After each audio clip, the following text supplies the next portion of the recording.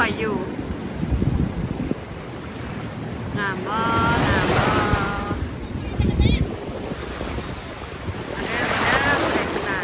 ฝากกดไลค์ฝากซับสไครต์ช่อง YouTube หน่อยๆเดี๋ยววันนี้คนเป็นอาหาร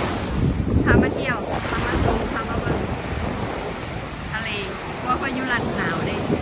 ลงมาร้านร้อนพามาเบิ่งทะเลบนพื้นทะเล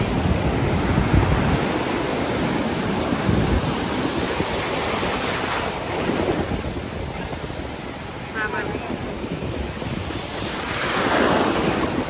ฝากกดไลค์ฝากซับสไครต์ YouTube ไปเลย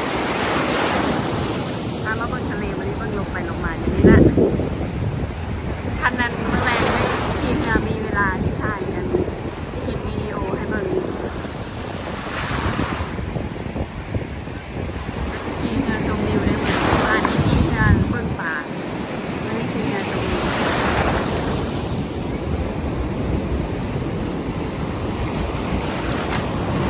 น้ำทะเลคลื่นบางแห่งค่อยลงไปแล้วกินน้ำทะเลและเค็มขนาดเลย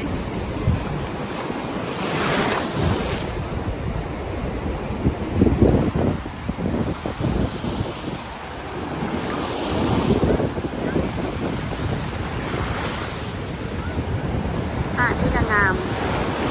น้ำมันใสเลยพี่น้องน้ำใสดี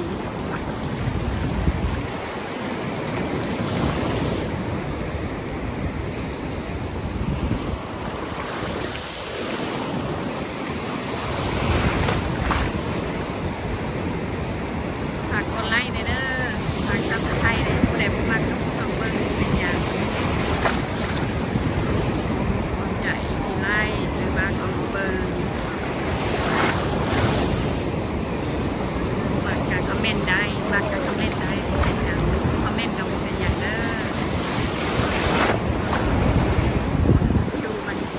ไปหอมพูดผู้ชายในผู้ยามแล้วมันจะมาเปิดนะงานเป็นไก่เติมแล้วนี่ตอนสวยแล้วพาเด็กน้อยมาเล่นน้ำแล้ว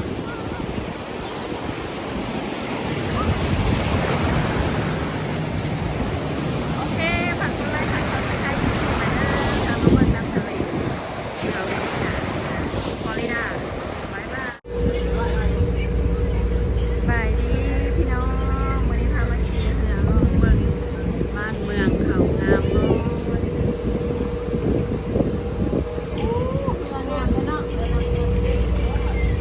เอาไปเลยนะ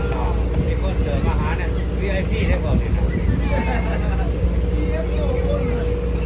บายดีเด้อมาสุขสุขเบิ่งมีแต่เรืองามๆบ้านเมืองเขางามขนาดเลยแกมทะเล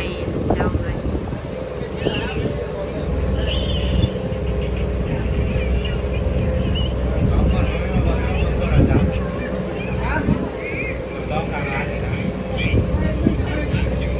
มีแต่เหือแค่เหื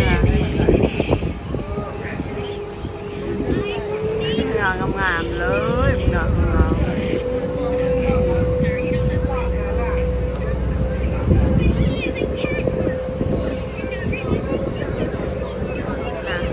งามๆเลย2 ชั้น 3 ชั้นก็มีเบิดทุกอย่างเลยในเหือนะผู้ชม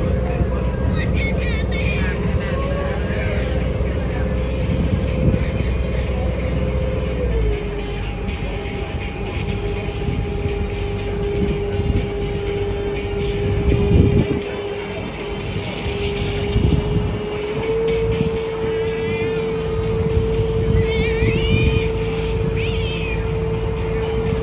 มันสิรถลงว้าวม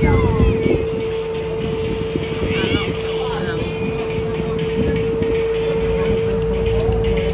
ผมก็ได้ถ่ายตอนทำอิฐนะแต่ว่าเอาก่อน